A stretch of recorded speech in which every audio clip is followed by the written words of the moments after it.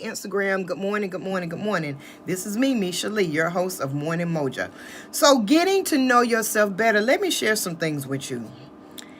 Getting to know yourself will help you deal with every single thing in your life. And this is the truth.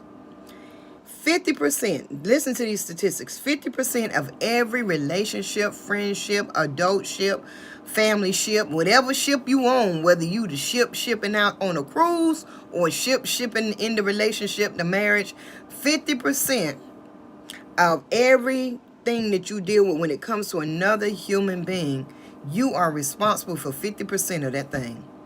Now I'm going to tell you something about 50%. Now, most of us look at our 50% like, oh, well, this is just my half. What about other half? But 50% can change a lot. If you thirsty and you only got a half a bottle of water, it'll quench your thirst. It'll quench your thirst long enough till you can get to some more water. If you driving a car and you only got 50%, a half a tank of gas will get you to another gas station unless you're stranded out there somewhere on I-40 West or East, then you might be short. But 50% of almost anything gives you half of what you need to succeed. If you're in business and you don't have all the funds that you need, but you got half of it, which would be your energy, your intellect, your time, you got half of what you need. See, I think oftentimes in life when it comes to ourselves, we don't realize that we're the best half of anything that we connect ourselves to. Come through somebody. Come through. You the 50% that can make a difference in anything that you're in, but you got to get to know yourself. And if you don't know yourself, if you don't know not just who you are, but what you like, what you don't like, your tendencies and what you are about, you'll find yourself caught up in a maze of what everybody else done told you that you want to do and what you like and what you're good at, and you won't be excited. You won't be passionate about it. So this morning, I want to share with you just a few things that I learned about getting to know myself. I thought getting to know myself meant that I knew what color I liked, what food I liked, what made me happy, what made me smile, those are fundamental aspects of getting to know yourself. But getting to know yourself is really, really, really separating yourself from everything that you've ever learned, everything that anybody's ever put in you, and getting in touch with this thing that makes you excited. What makes you excited just about being you? Sometimes we need to stand in the mirror. When we look in the mirror, and me being a hairstylist and a beauty professional, when people come and sit in my chair, they oftentimes don't see themselves. They see the picture that they bring to me, or they see someone else with a hairstyle or with a look, and they say, hey, I want that. But what they don't realize is that a lot of times they're not even looking at themselves. They're seeing the beauty in that thing and hoping that if somebody can imitate the beauty of that thing and put it on them, then they will become beautiful, that they will look a certain way, that they will look good. And that's not true. Good morning. That's not true. When people sit in my chair, it's my responsibility to see the beauty in that person. I got to a place many years ago that I stopped buying hair magazines. Not because I wasn't educating myself, because clearly I was. But I stopped buying hair magazines because I found out that my clients were picking styles that most of the time didn't suit them, or styles that were just completely different from their face shape, their head shape, and I knew at the end of the day that it wouldn't compliment them. And by the time I explained this to them, they let me do what I wanted to anyway. And plus they were stealing them. They tear out pages so that nobody else could get that style but them. That's another reason I got tired of them tearing out pages. But it put me in a place where I had to start thinking, why do they do that? Why do people come with pictures of hairstyles and ideas of what they want to look like and not see what I see in the mirror? I didn't really understand that. And I came to a conclusion that people oftentimes don't even know who they are. They know what their mom said they are. They know what their dad said they are. They know what the family does. They know what everybody else around them does and says that they are. But they haven't taken the time to learn themselves. Knowing yourself will give you a peace of mind because it'll help you understand what you will and will not deal with. And I cannot stress that. I cannot stress that enough, how important it is for you to be able to gain that peace of mind. We go to church looking for a peace of mind. We go to therapy looking for a peace of mind. We run all over this world, pay all kinds of money, reading books, taking seminars, going to conferences, trying to get a peace of mind, when the only peace of mind that you're going to ever get is the moment that you sit down and have a conversation with yourself. The moment you sit down and say, you know what, Mesha, let's talk. What's really going on? We get caught up so easily in everything that we've been formerly taught in school and at home that we're supposed to be, that society doesn't encourage us to take time to get to know ourselves. They pigeonhole us into being a successful this, or being athletic this, or being an educator here, or working at the hospital, or fixing this, or you get pigeonholed sometimes into these positions in life, into this mindset that you feel like that's who I'm supposed to be and this is what I am. You get pigeonholed because nobody told you that you were supposed to take a little time to yourself and get to know yourself. This is why it's important for you as you grow to not always want to be so jumping into a relationship, because like I said, 50% of every relationship is your responsibility. So if you see relationships that are not working, or you have dysfunctional relationships in your life, make sure you're not that dysfunction. Make sure that 25% of your 50% isn't the dysfunction, because oftentimes we attract those things to us, those things that are familiar and that we're comfortable with, even though we say on that, oh, I hate the arguments, I hate the drama, but we actually feel comfortable in it because that's 25% of us, that's 30% of us, that's 10% of us. Make sure that the dysfunction that you have in your relationships, at your job, with your children, with your partners, make sure the dysfunction that you see in them isn't actually activated by the 25% dysfunction you got in yourself. And the reason we don't see those things is because we get so caught up in the glamour and the outlook and all the bells and whistles in the relationships that we have, the associations, the elevation. We get caught up in that, not realizing that we have a responsibility to the people that we connect with to be a certain way. We have a responsibility with the people that we do business with, that we live with, that we are friends with. We have a responsibility to them to be 100% honest and understand who we are as a person. If you want a peace of mind, stop looking at it by breaking up the relationships, by running from the relationships. Because I guarantee you, if you stop and look at yourself, you'll find out that the 50% of the problems that you got in that relationship is your fault. And that's not an easy thing to say, but it's just true. And I'm telling you what I come to the realization that I had begun to develop. I had spent a lot of my life developing my ideas on what type of woman I want to be based off of what I seen other women do, which is a good start. But it was my responsibility too to go back and vet that and see how does that fit my situation and the vision that God has for me. Understanding your relationships from day to day to day to day to day, as much as you're able to understand them, helps you be in a better position with your relationship. You will spend so much time focusing on the wrong things in a relationship when you don't look at yourself. Let me say that again. You'll spend so much time looking at the dysfunctions and the disconnections in the relationship that the other person have going on, that you won't even see the 50% that you're responsible for, because you'll feel like that because you got 40% of yours together, that your little 10% that's off don't matter. But I'm gonna tell you something, if that 10% is all about arguing and being combative, it'll totally negate the whole situation that you got going on with that 40% that's positive. So you have to make sure that you don't spend a lot of time looking at the wrong things at other people. When you go to your job and you got these people, listen, I get it. You go to work, got people get on your nerves, people that's aggravating, you be like, oh my God. But what is it about you that bothers you about them? That's the part that you need to focus on. Why and how can somebody that does not exist on the inside of you, how do they have that power that they can come into your life and disrupt you so much on the inside and you blame them for it? That's your inside. You have control of that. You're responsible for that part. It's not their part. Remember, you 50% of every relationship that you have. So if relationships got issues and problems, even cheating and lying, and I know you're not going to agree with this, but honey, I am the queen of already knowing about all that. if somebody's lying to you, if somebody's cheating on you, if somebody's stealing from you, if somebody mistreating you, if you have problems in your relationship, you got to look at your part, not to blame yourself for anything. That's not what I'm talking about. We're talking about getting a resolution, understanding who we are, and getting peace. If you're in a situation where you're in a relationship with somebody who lied, cheat, abuse you, misuse you, do whatever it is that they do, what they're doing is not the issue. Your 50% is the issue.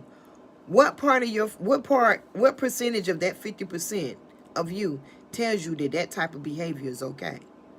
What happened on the inside of you, or what's going on the inside of you, that you don't know yourself well enough to understand that you deserve better? And listen, I come from a place, honey, I can stand and talk on this because I done been there, done that. What part of you lets you say, you know what, it's okay if this person lies to me. I can put up with it. I can deal with it. That's you not knowing yourself, because you already know that that person's lying and cheating is causing you pain, discomfort, and is disrupting your peace of mind. So you have to get to know yourself and say, you know what, self, this person has an issue. We got one or two choices. Either we're going to be strong enough and have faith enough that we're going to stand here and help them walk through those issues that they have, or we are in a position where we need to let them go so they can figure that out on their own, because what they're doing is damaging what we have going on. That's that space that we're supposed to get, because when you get so self-secure in yourself, when you get so that you understand who you are, you understand that that type of behavior does not work for you. You understand that you're not even going to judge them, because you know what? That's something that's their 50% they got to work on. Whatever it is that's in them, make them feel like they have to cheat, lie, steal. That's something they got to work on. You can't fix that. You cannot fix that. The only thing you can do is either let them know, look, I'm here as a support system. You need somebody to be there for you. But this, what you have going on, is compromising who I am. And see, you stay in these relationships because you don't even know what it is that you're compromising and what it is that you're losing in the middle of trying to handle something that God hasn't even stepped in yet and started dealing with. See, we try to put ourselves in a place. I know I used to try to put myself in a place where understand what I'm saying. I felt like that I had so much faith and power that I can yield and wield the hand of the Lord in other people's lives, and that's not true. That's not true. I can have faith for them, but at the end of the day, God going to work with them at his own pace. And guess what? I'm not God. Even though I am God's daughter and I have all his attributes, I am still not 100% developed myself to be him on that level. So at the end of the day, while he's working with them, I need to be over here and let him work with me. You get what I'm saying? And while he's working with me, I can just kind of give you your space. Because the longer that I stay tangled up in it, the longer that I sit here and watch you do that, the more that I'm going to become the victim. I'm going to be hurt. I'm going to be this. I'm going to be physically hurt, emotionally hurt. I'm going to have all these scars and wounds. When in all reality, if I'd have took some time to get to know myself and understand, look, this is not my strength. This is not my strength. This is not my battle. My battle is this 50% right here. I can't fight you and try to stand in my own ground. We're supposed to be able to come together to connect. And so that's the thing that we have to keep in check. Not understanding who you are will cause you to have three things: fear, doubt, and hesitation. You'll be fearful because you have lack of faith. Lack of faith comes from lack of knowledge. Any fear that you have, it comes from a lack of knowledge. You need knowledge. You need understanding. Whatever that thing is that you're fearful about, you need to study it. You need to read it. You might need to talk to a friend or family that knows more about that particular thing than you. You might need to get on Google and Google. Might need to go to the library. Yes, libraries still exist. Check out a book and read. Fear simply comes from lack of knowledge. Period, point blank. Lack of not knowing. Sometimes it comes from the unknown, but for the most part, even in that situation, it comes from a lack of knowledge. When you talk about having doubt, doubt comes from a lack of experience. When you're not experiencing things, or you haven't had good or better experiences in things, you'll be doubtful in them. You'll be doubtful about this thing is going to work. Relationships. If all you've ever been in were bad relationships where people lied, cheated, and stole from you, Every relationship you go into, you're taking that baggage with you. Every relationship that you approach, you have a doubt on whether or not it's going to work because of what you've been through, because of your experiences and not having those good experiences. And how do you develop good experiences? How do you begin to have relationships that have good experiences where you got to get to know yourself? What about you keep selecting a person that will lie, steal, and cheat from you? Because I'm going to tell you something that I learned as a woman. There's a common thread. There is a common thread. You have to figure out what is that thing that causes you to pick the same man all the time, just in a different body. You have to take time for yourself. You have to talk to yourself. You have to write things down. And you want to start at a very fundamental letter. What makes you upset? And then, why does any particular thing make you upset? Now, I'm going to tell you about me.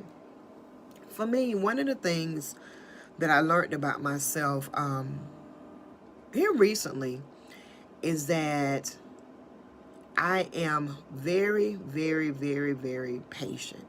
I knew that I had patience, but I understand that patience is just one of those things that is naturally a gift for me.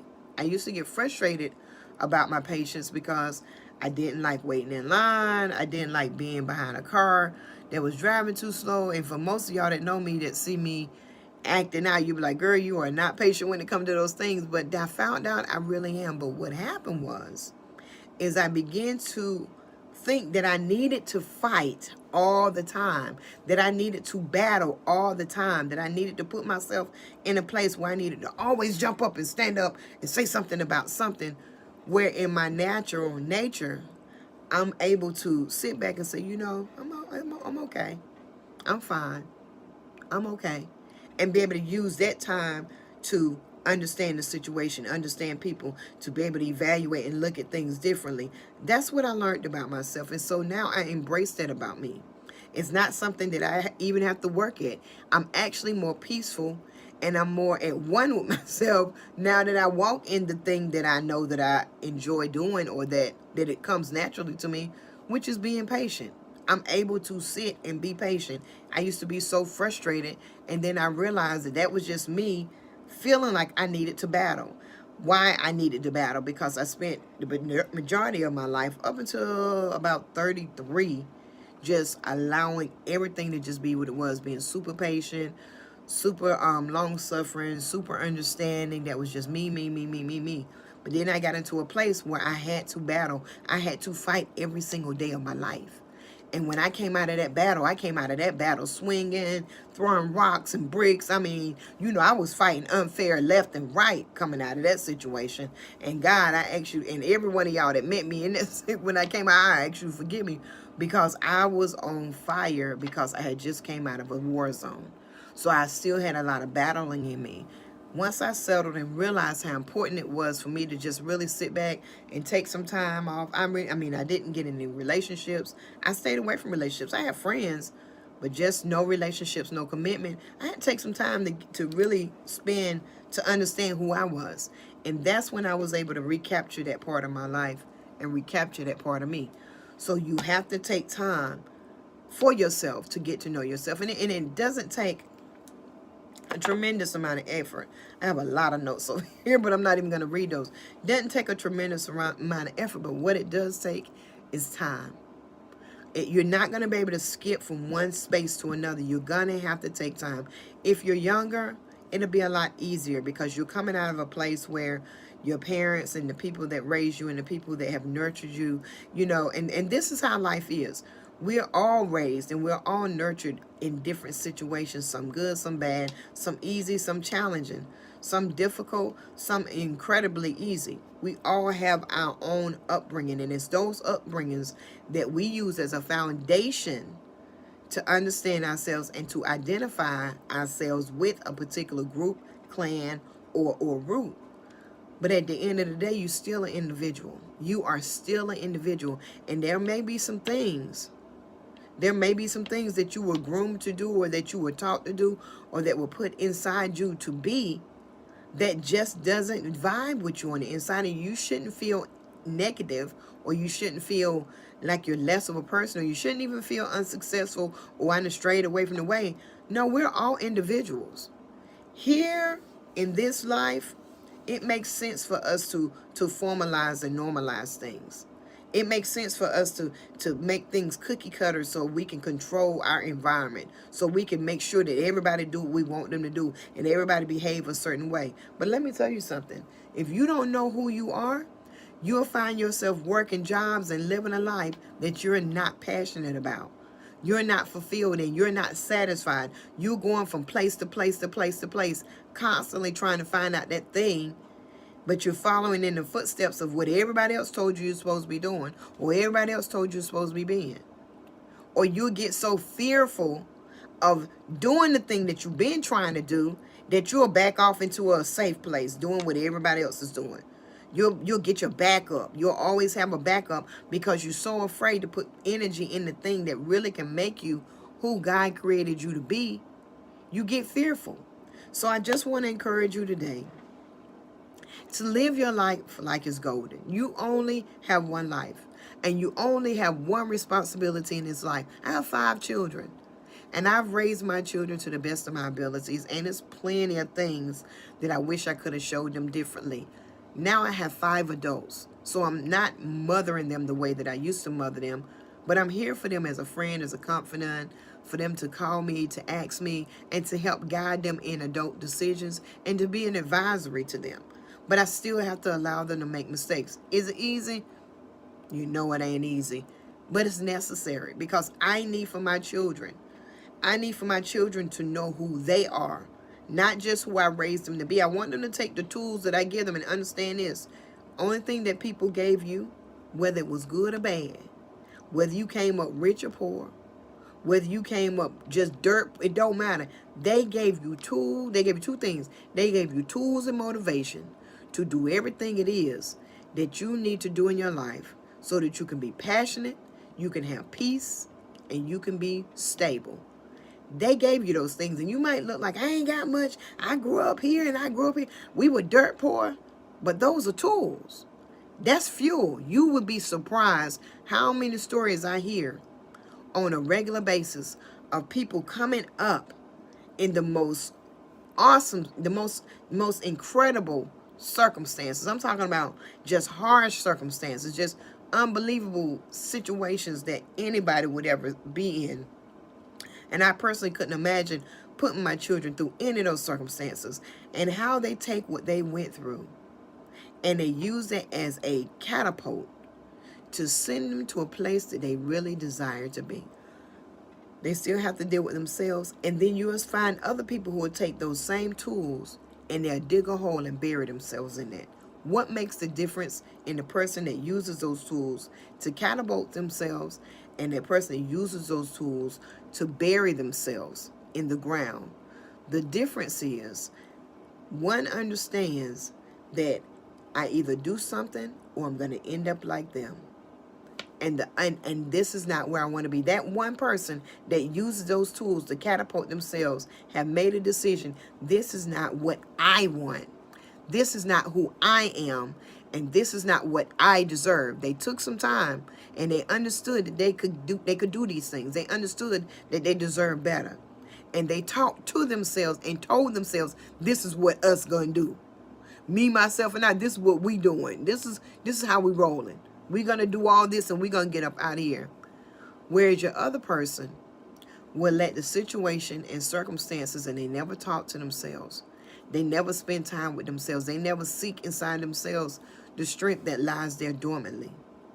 Not that they had any more or any less than the other person, but they choose, I'm just going to hide. I just don't want to deal. They don't want to deal with it.